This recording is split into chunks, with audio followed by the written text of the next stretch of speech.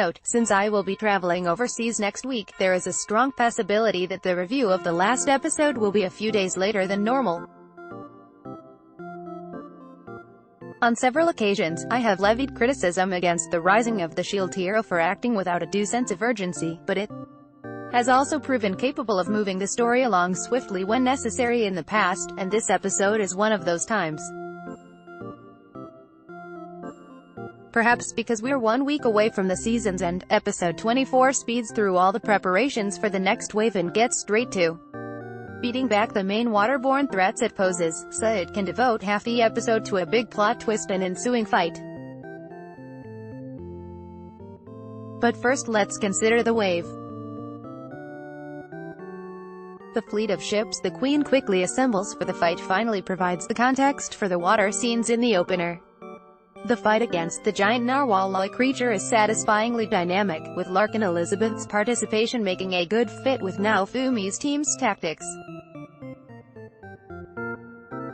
That the other heroes are still both pathetically ineffective and show no signs of getting support from their underlings is disappointing, like the series is making them look bad purely so it can make Naofumi look better by comparison, but the action is good enough that I can overlook that for now. However, this is all just set up for the big reveal that Lark and Therese are actually heroes for a different fantasy world, and for some reason they have to eliminate the heroes from this world in order to safeguard their own.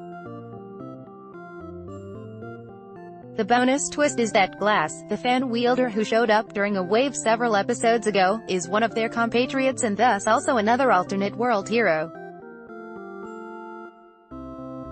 This claim of theirs raises a whole boatload of questions, the biggest of which is why they think they need to do this.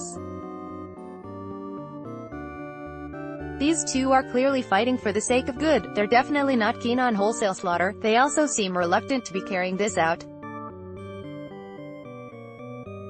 The waves ravaging this world mean that the waves won't ravage their own.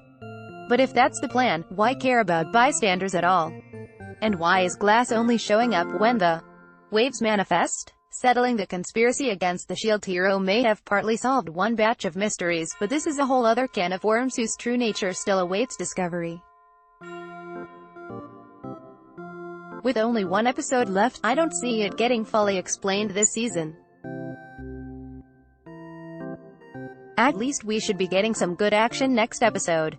Team Naofumi is starting to get on a roll with their combo moves and teamwork, enough to give Lark and Therese a worthy fight on their own. I don't see how they can hold their own if Glass also attacks, but discovering that is part of the fun. Goes again to the musical effort throughout this episode, which manages to be very effective despite also being subdued. Rating: The Rising of the S.H.I.E.L.D. hero is currently streaming on Crunchyroll. Less than previous Let's Block ads. Why?